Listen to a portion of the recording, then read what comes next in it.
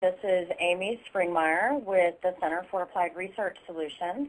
I want to welcome everyone to today's webinar titled Building a Sustainable Mental Health Referral Network and Successfully Referring Students to Care. This session is provided by the California Community College's Student Mental Health Program, which is supported by the Chancellor's Office and the Foundation for California Community Colleges. It's funded by Cal Mesa and Prop 63, and we offer technical assistance and training services to all the community colleges' campuses at no cost. All right. Good morning. My name is Sally Jew, and I'm a social worker and one of the technical assistance consultants at CARS. So welcome to this webinar on building a sustainable mental health referral network and successfully referring students to care. Right. These are the objectives for today, and also if at any time you have any questions, feel free to put them in the chat box at any time or raise your hand, and I'll periodically be scrolling up and down the participant roster, so hopefully I'll see you. So today, what I want to do is talk about how to identify some potential local community mental health resources, describe the process for how to build a sustainable mental health referral network, and then explain some evidence-based practices for making successful mental health referrals and linking students to care. So before we get into the content, if you could check off in the feedback box, what is your biggest challenge in building a mental health referral network? And if you hit other, please go ahead and note your responses in the chat box. Okay, so about 25% not enough time. 13%, knowing where to look for services I need. 25%, getting agencies to call back and follow up. And let's see, limited community resources, one of others, student access to referral agencies, time and transportation, getting students to follow through. Okay, we will be talking about all of those in this webinar. All right, and I really get the not enough time, because I think a lot of people are really busy right now. Okay, so as a social worker, one of the things that I spent a lot of time doing was trying to find referral sources for my clients, particularly when the organizations that I worked for didn't provide those services, and many of the clients that I worked with, probably like a lot of your students, didn't have a lot of financial resources or had some issues getting around. So this is a process that worked really well for me, and a lot of what I'll be saying today, I wouldn't be surprised if you're already doing. A lot of it's just based on real practical, common sense actions.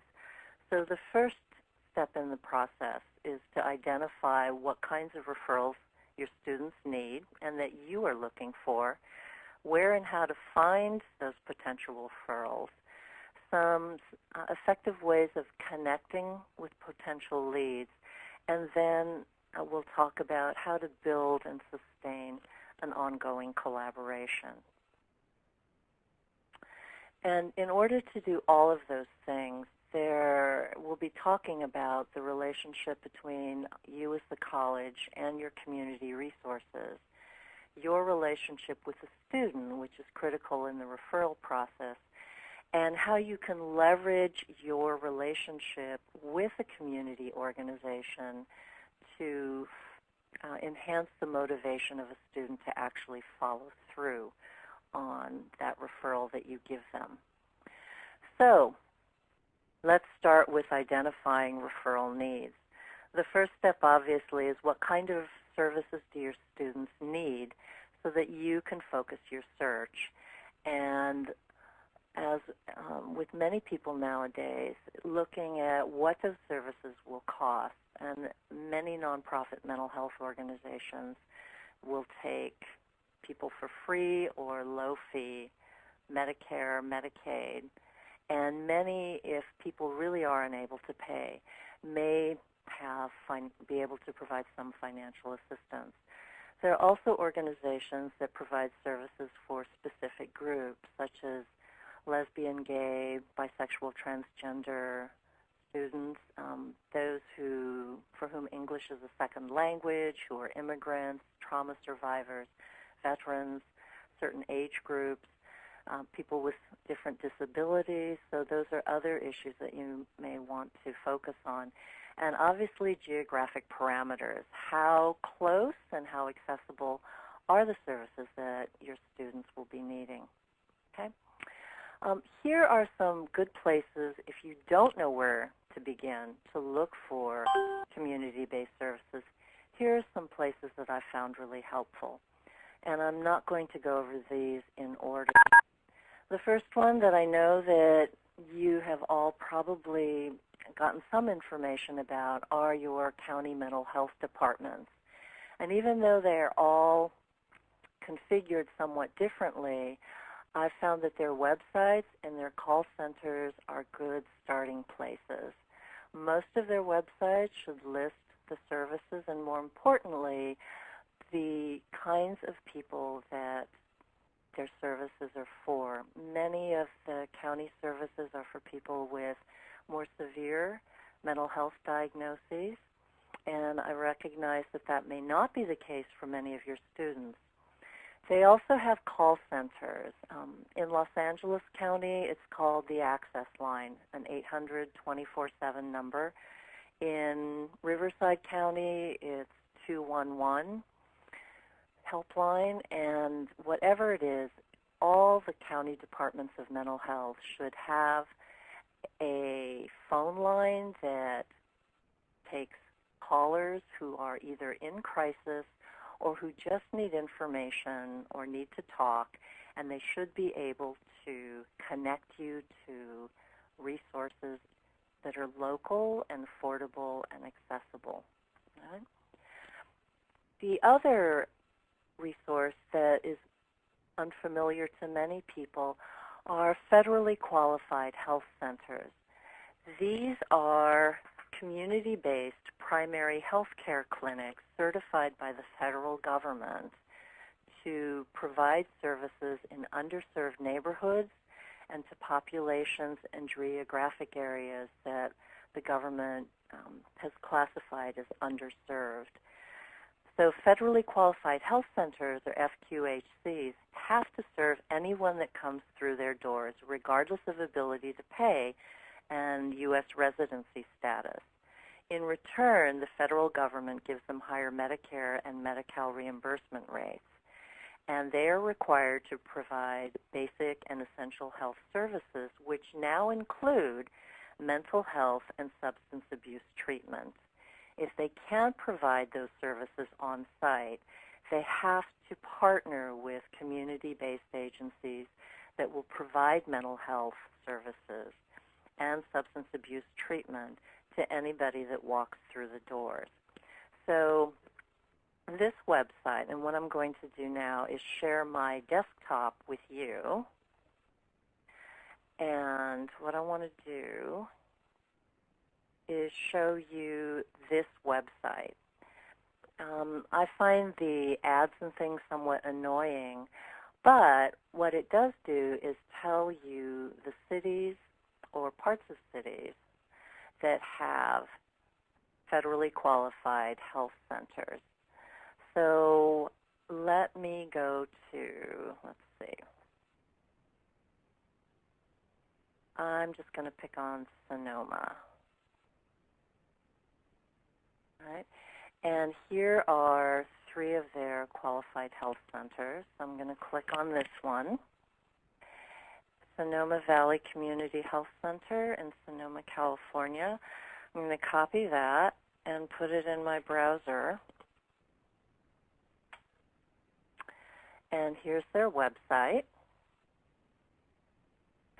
and I would go to Services and Programs and scroll down, and as you can see, right here they have behavioral health services, including psychiatry, which means they should be able to provide psychiatric medications, and as you can see, they have mental health counseling and substance abuse counseling, and they give you a number to call for an appointment.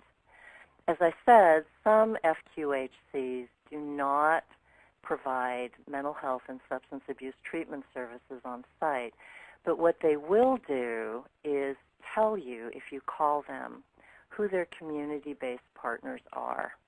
Okay? And I've found that this is probably the best site for finding an FQHC. The other site is one that resulted directly from the recent White House conference, National Conference on Mental Health. So this website has only been up for a few months, and I found it to be a very helpful and user-friendly website. So if you're looking for a referral source or sources, this box here, Get Immediate Help, then you'll find the treatment locator. I'm going to enter the zip code for me, where I live.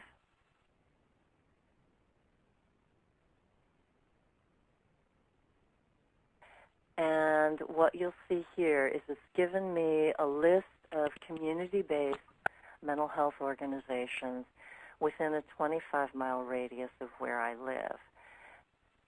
And I'm going to shorten that. And you can see that it's got 16 pages of services. If I narrow my search to 10 miles, you can see that the list is shorter.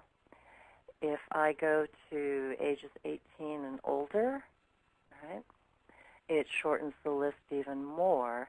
And what I love about this site is I can pick any agency on the list, click on it, and you can see that it will give you real basic information that should tell you right away whether or not this agency has services that meet the needs of the student that you would like to refer.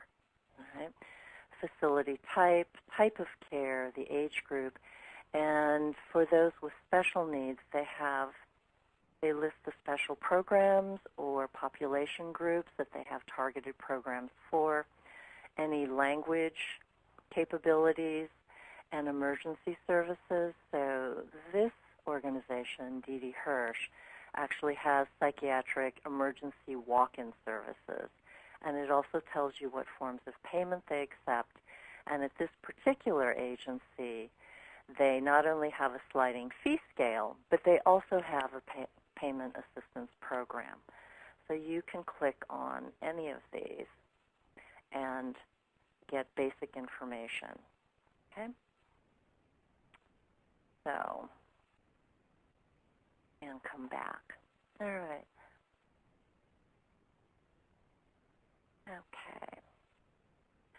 So let's now take a look at, once you've found some potential leads to follow up on, the college and community-based organization relationship. What I always like to do is some preliminary research on the organization before I give them a call. It gives me some basic information so that I don't have to ask those questions during my initial meeting or contact, and that gives me more time to ask questions about the additional information I need. I've also found that people appreciate it when I'm clear about why I'm calling and my reasons for wanting to visit the agency. And I often like to find a specific contact person if it's an organization I feel I might want to use more frequently. Doing some preliminary research on an agency also helps me identify potential mutual benefits and possibly shared goals that I can use to motivate somebody to build a collaboration with me. Student referrals, I found, can help agencies meet their funding requirements for providing mental health services or doing outreach and education for community groups. In fact, just before this webinar, I talked to Southwest College, one of the colleges that I've been working with, and they told me, after following up on some leads and sharing some of this process with them, that they found an agency that was actually wanting to get referrals from them because they had money specifically targeted towards college student age groups, and they were having trouble meeting their numbers. Southwest College was thrilled because they were desperately looking for a place that would take their students, that wasn't that far away, was easy to access, and had a sliding scale and some financial assistance. I've also found it helpful because people who work in many of these organizations are just as busy as we are, and often understaffed as well, to make sure that when I talk to them, I go meet with them, that I'm really organized and focused about what I want to ask, what I want to share, and what I'd like the desired outcome of the meeting to be. So in terms of setting up a meeting, if I know somebody that knows somebody at that agency, I will call the person that I know with a connection there and find out a little bit more about that relationship. And if my contact is willing to make an introductory email or phone call to let their contact at the agency know that I am interested in meeting with them and why, and either copy me on that email or just let me know when they've made that initial phone call. The reason that I like doing this is it really increases the possibility that the person I want to connect with at the agency is more likely to return my call and make time for me, and more likely to get back to me in a much more timely fashion. And if that person isn't the one that would end up being an appropriate contact person, that person is more likely to refer me to the right person and broker that introduction. And that makes, again, the next person more likely to return my phone calls and make time for me. So if you have that, utilize it. And if you don't, once again, the more clear and concise you can be about who you are, what you're looking for, and your desire to collaborate, one or two potential mutual benefits or shared goals will help increase the chances that somebody will return your call. I've also found that if I say, I only need 5 minutes of your time, they're more likely to return my call. If I want to set up a visit, if I'm willing to go out there, again, they're much more likely to get back to me. And visiting the site, I found, enables me to learn so much more about an organization. And the more people I meet there, the more solid the relationship seems to be from my point of view, and also from the agency I want to connect with. It's always easier and more comfortable for students when they know more about where you want to send them and what they can expect when they get there, and if there is a specific person they can talk to. It is more likely, I found, that people will return my calls if I've actually met them face-to-face. Why that is, I don't know, but over and over again, even if it's only one face-to-face meeting, it seems to really make a difference. Okay? So let me ask you, once you've made a connection or you found a potential lead, what's your biggest challenge in beginning to build that collaborative relationship? If you could respond in the feedback box on the left, that would be great.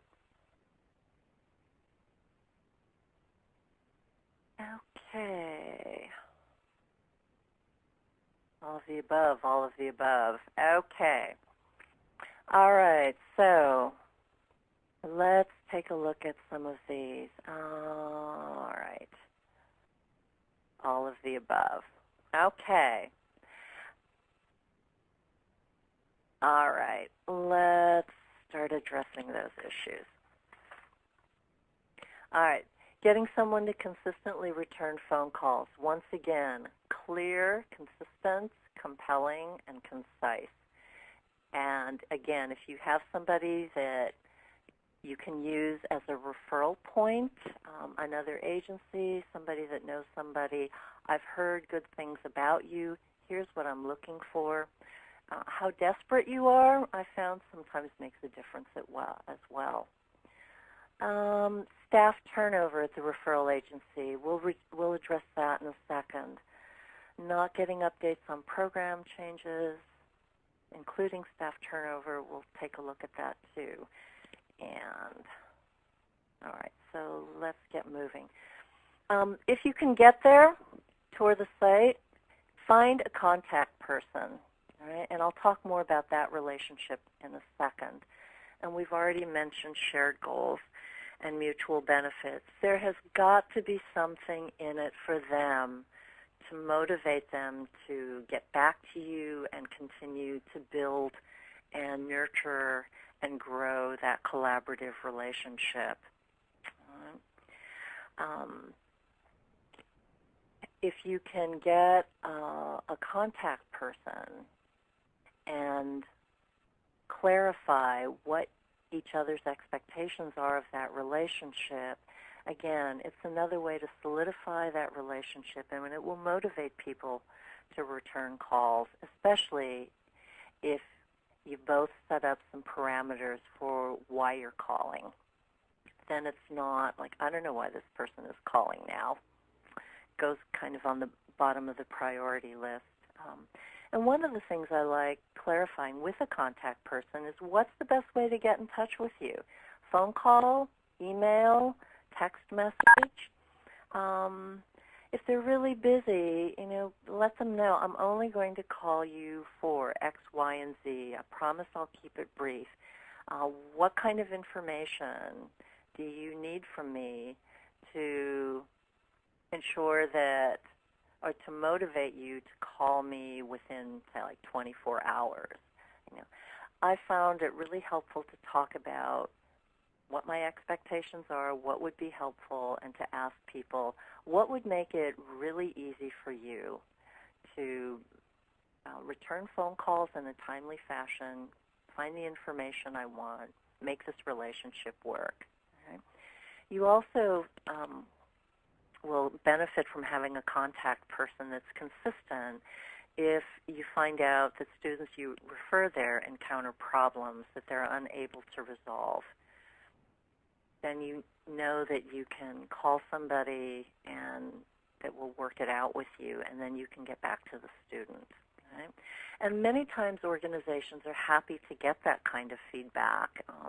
It's more helpful for them than if people have a bad experience and then never come back. So that's another potential mutual benefit. And let somebody know that it would be really helpful to you if they're leaving, changing positions, or somebody else is that's critical to your referral process to let you know. And sometimes I found it's just really helpful to initiate contact as a check-in, a follow-up, anything to kind of keep you visible and to keep the relationship alive. Learning about each other's service systems. They will probably want to know what kinds of problems will lead you to refer a client to them or a student to them. And these are some of the things that it's really helpful for you to find out about to the best of your ability. And many agencies may have a lot of this on a website or on a brochure, so that you can keep these on file rather than keep it all in your head, so that when you refer a student, you can share all of this information as opposed to just giving them an address and a phone number to call. Okay? If you're going to have an ongoing collaboration and you're tracking referral data, you have the resources to follow up, you will need to work out with the agency how to share information about the student. Most mental health agencies have very strict confidentiality requirements, and they will require the student to sign a release of information for them to share any information about the student, getting services with them, with you. And the student is the one that controls the amount of information that they can authorize to release. So that's a good thing for students to know if they're concerned about confidentiality.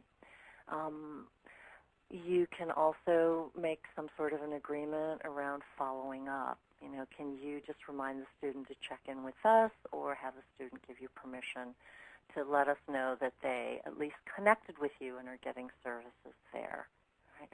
And what's the best way to stay in touch, okay?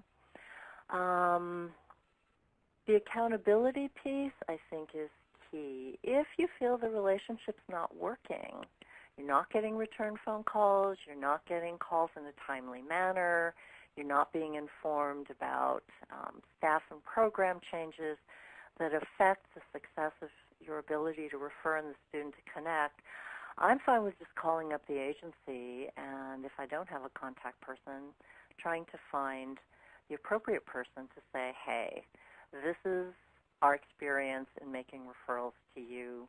We would really like to continue to refer to you because our students have a need, and you are what appears to be the best possible source for us. What can we do to work things out with you? So how many of you have MOUs or a consistent contact person? If you could respond in the feedback box. Okay, contact person, no relationship. Okay. So let's hear from some of you. If you want to unmute for a second, Joanne. Those of you that successfully refer without a contact person, since that's a large part of you, tell me how you define successfully refer. Does that mean the student followed through, or? Hit *6 on your phone if you would like to be part of the discussion, and that will unmute you. I'm just curious how people define successfully referred. Does that mean the student actually connected, or that you found some place to send the student? And you can also put it into the chat box area if you'd rather. This is Rosemary O'Neill at Ohlone. Mm-hmm. Usually when I have to make a referral, I've got two sources. One is our local community agency, and then another hospital. And what I like to do when I'm really concerned is I call over there with the student, often in my office, and set it up. I like to make it pretty tight. So then we get it set up, and then I have the student either call or text me that they made they had a successful connection. Great. And I find that that helps really well just to make a nice, tight little, contact with the agency, get it all lined up, have the student go, and then I've been fortunate that my students contact back.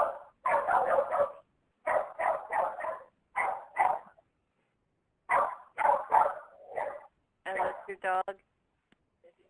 No. Okay. I'm in my office. Okay. So you have a contact person or not? Well, what I do, no, I don't. Okay. I do not. Okay. All right. So what I like about what you're doing is that you close the loop. And students tend to get back to you? They do. Great. I feel really happy about. So what that suggests to me is that you have built a meaningful connection with your students, right? Mm-hmm. And that they want to get back to you. And how much do you tell your students about the organization that you refer them to? Well, I tell them, I tell them to take a book that they might, if I don't get that tight little, if I'm just referring, I say that oftentimes they're going to have to wait if, they don't have an actual appointment. And I kind of prepare them for what they're going to expect when they get there. And I think that helps because then, they're not, with sight unseen, it's kind of scary for them. And so that way they have at least some kind of visual for what they're going to be met with. And I think that, is a good thing. Absolutely. And that just reinforces everything that we've been talking about, is that the more people know about where you're sending them, the more likely they are to go and follow up. It alleviates their anxiety, and it gives them some idea of what to expect, so whatever they need to do to prepare, they can do. They have the information they need to gear up to go, because we know that it's not an easy thing to do. Okay, great. Thank you, Rosemary, right? Thank you. Great. Thank you. Mm-hmm. Okay. All right. So those of you that have an MOU, I'm thinking that probably is a really good experience for you. It keeps everything clear, and it builds in a certain amount of accountability. And what I think is really helpful about an MOU is it preserves the collaboration when there are staff changes. Right?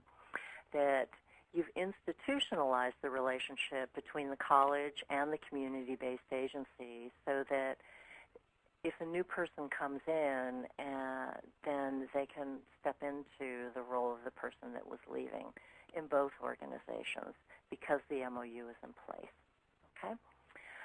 If you are sending somebody or students to the same organization over and over again, as I've mentioned earlier, alluded to briefly, it's helpful to develop a process to handle complaints and problems.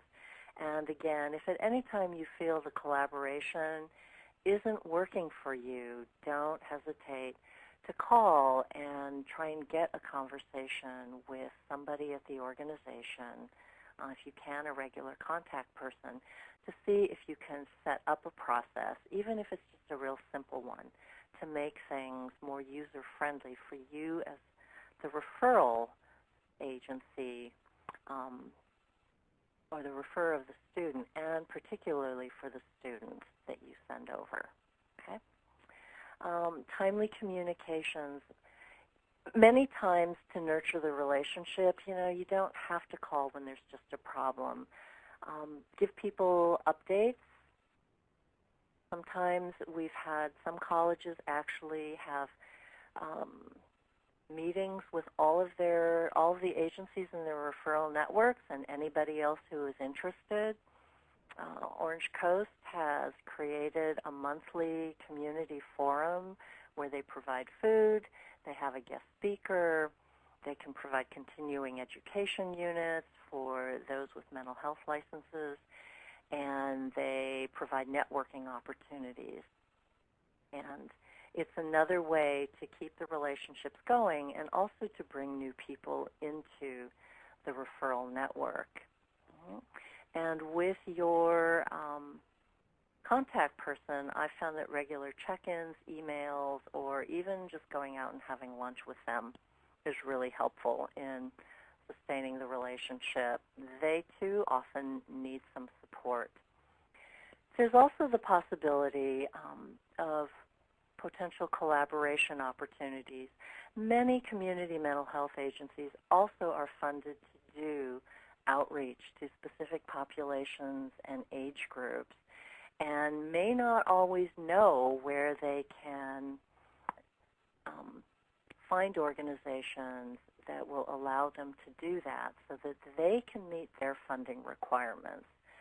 So some of the colleges I've worked with and connected with different community-based agencies the community-based agencies are just thrilled that they can get on campus and get connected with different student groups and then do certain kinds of mental health education or mental health prevention types of events or trainings on campus. And they, in turn, have sometimes invited somebody from the college out to some of their community meetings to talk about what resources are available, and some have actually partnered together looking for money to set up intern programs and other things like that. So all of those things benefit the institution as well as you and your students, and that just further cements the collaboration and the relationship. So any questions before we move quickly into the referral piece? If you have any questions, you can go ahead and put them into the chat box. Or go ahead and unmute.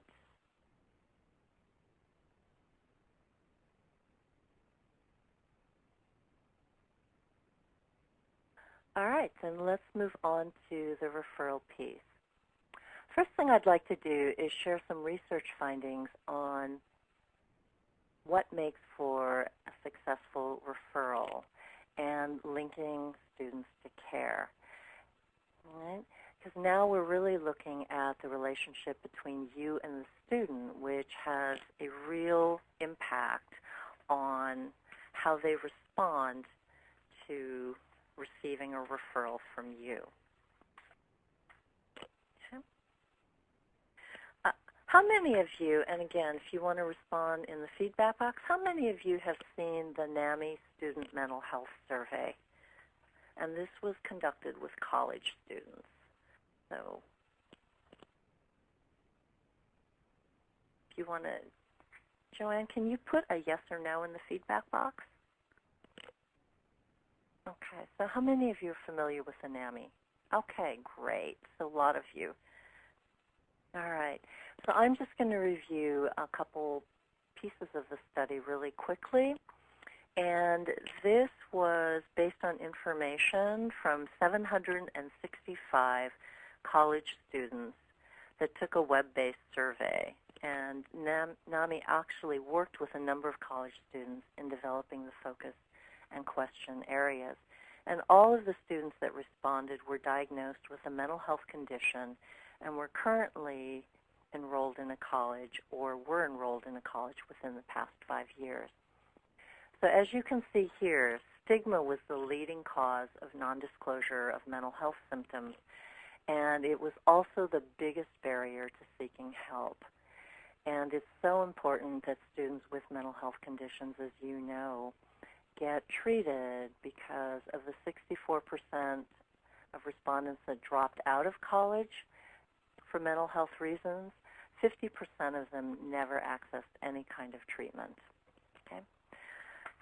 The 64% said off-campus mental health referrals were critical because they needed psych medication management.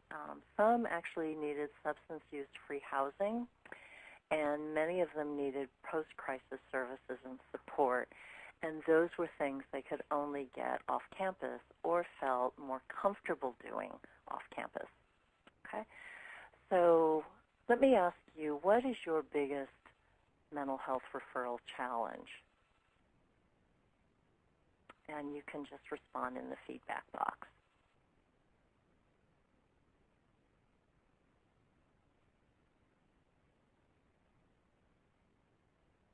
Not enough referral sources. Well, hopefully we've given you some resources to begin to take care of that. And students often don't want a referral, okay? And D, let's see if anything comes up in the chat box. Students not qualifying for a program, okay? This is where if students don't qualify or meet the criteria for some resources, then I would suggest calling one of the County Department of Mental Health information and referral lines, or seeing if you can find a federally qualified health center and their mental health partners if they don't do mental health services on site, because my understanding is they are not allowed to turn anyone away.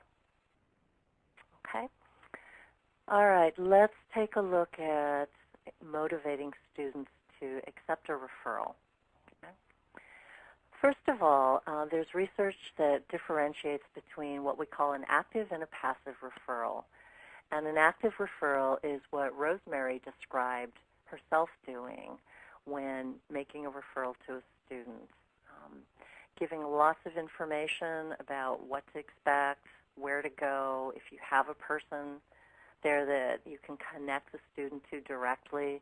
There have been times when I've actually called somebody at the organization with somebody in my office and then put the client on the phone with the contact person at the referral agency. But a passive referral, where people only give out written information and say, go ahead and call, usually does not yield as many follow-through actions by clients or students. And the reason for that, according to the research, is that people felt more supported when they got active referrals, which made them more willing to follow through. And even though giving an active referral didn't necessarily become the magic bullet for getting people into care, it did motivate people, and I'm going to give you some information about augmenting an active referral to try and address some of the systems barriers to care. Okay? So, successful linkage approaches. You make the referral. Now, how do you actually get that person connected? This is where I liked what Rosemary said about describing what to expect when you get there.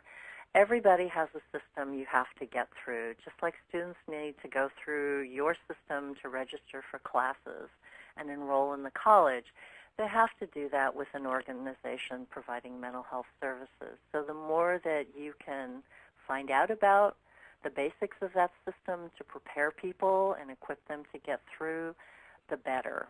And the NAMI survey also showed that students were more likely to follow through if they got the information they needed to successfully link to the referral agency you're sending them to. Okay? Promoting self-efficacy, and I'll talk about that more in a bit, is really empowering the student to make his or her own decisions and assessing his or her own readiness and willingness to follow up on a referral.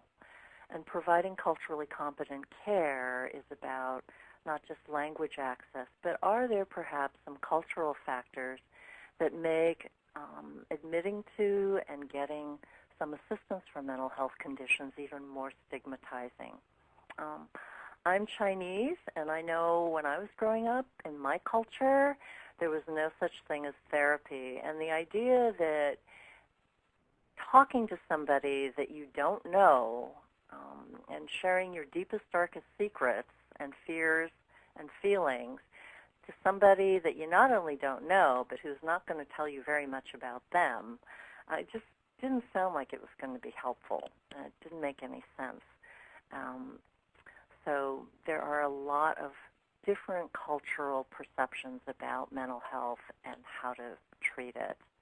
And they don't always align with the mental health system and services out there. Right? Another study showed that the more that you can engage somebody in accepting a referral or following through on a referral right after you've made the connection and they've acknowledged that they're at least thinking about getting help, the more likely they are to follow through. Talking about and addressing any emotional reluctance as well as the resource barriers to accepting care. If you can provide an appointment, that's great. If not, an exact number, person, best time to call to make an appointment, anything to make it easier for the person. And just working those great interpersonal skills that I know that y'all have. In the feedback box, could you just answer yes or no to whether or not you've taken the Kognito online trainings?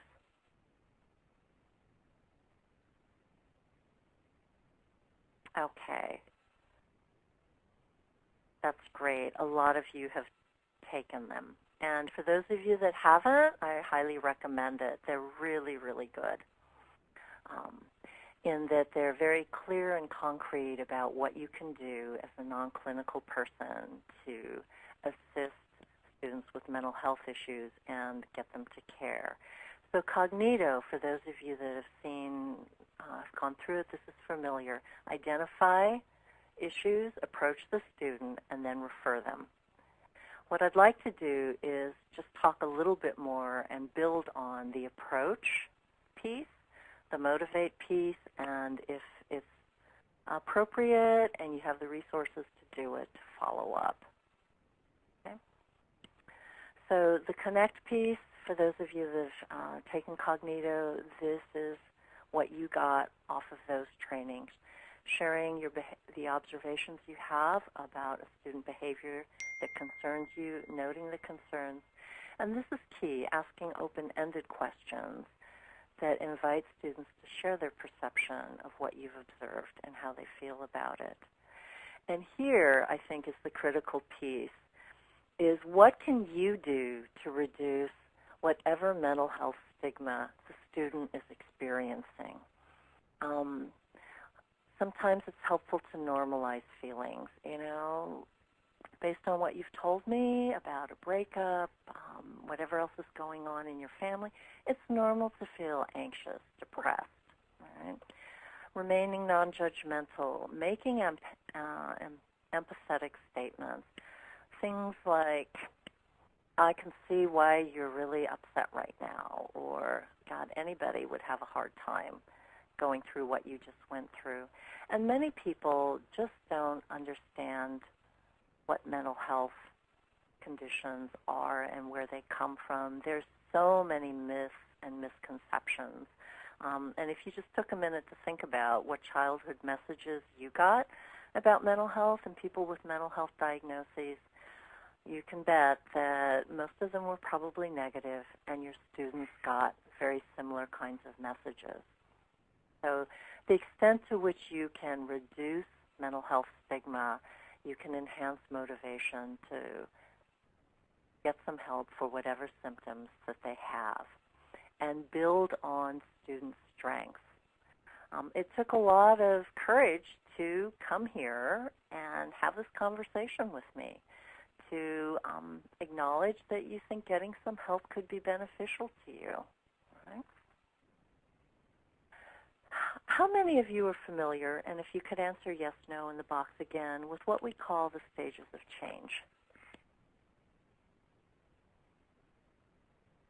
This is part of motivational interviewing for those of you that may have clinical backgrounds or work in mental health or student health. Okay, so all of you are, then that's great. Then here I think the key thing is talking about, if you get students in the contemplation mode, discussing the pros and cons of getting help. And what I think is key is getting them to set a goal where we can leverage all three of these relationships to get them to care. So making an active referral, we've talked about that. And what I think is key here, and leveraging your relationship with an agency, is describing and vouching for your contact person and for the agency where you're sending the student. It's one thing to tell them what they can expect. It just adds icing on the cake, if you will, if you can say, and I've talked to this person, students that have connected with this person have all reported a good experience with him or her. This is the name of the receptionist. She's really friendly. If you tell her that I referred you, then I know she'll make sure that you get through the system. Whatever you can do to make this more personal the better. Okay? Set a shared referral goal that's concrete, specific, and for students to be able to easily tell when they've accomplished it. And what are the initial action steps towards it? So if the goal is just to phone the agency or contact person, when can you do this? All right. What do you think will get in the way of you making that phone call? What can we do to problem solve the potential barriers that will get in the way, that you think will get in the way of your ability to follow through on connecting with this organization? If you feel you're wavering, call me. Is there a friend that you can call, somebody else that can help encourage you to follow through on the referral? Right? Why I found this helpful is it's something really concrete that people can work on. And then, if you're able, create a follow-up plan. Can you check in? Can you get them to check in with you? Or if you're able to, schedule a follow-up visit with the student. And if you have the relationship with the agency, follow up there. All right? Agencies also have wait lists. So if you have something in the interim that you can send the student to or that the student can participate in, those can be really helpful. Here are some options. If your college has a peer support program, if they have any kind of support group or coping or life skills classes, stress reduction workshops that might be able to help in the interim. And there are always the hotlines, helplines, warm lines that are run by the county mental health departments that often operate 24/7, and many of them have multi-language capacity. These are all things that can be helpful while people are on a wait list or are still sort of thinking about it and undecided. And they're also usually less stigmatizing and can be a good way to ease students into mental health counseling. Okay? So it's really the relationships that you build with the students and the organizations and how you leverage all of them, nurture and grow them, that will lead to success in creating and sustaining a network, getting students there, and ultimately helping students succeed at your college. And if you need any additional technical assistance, you can always call CARS. So, any questions? Okay. Then thank you for attending, and good luck.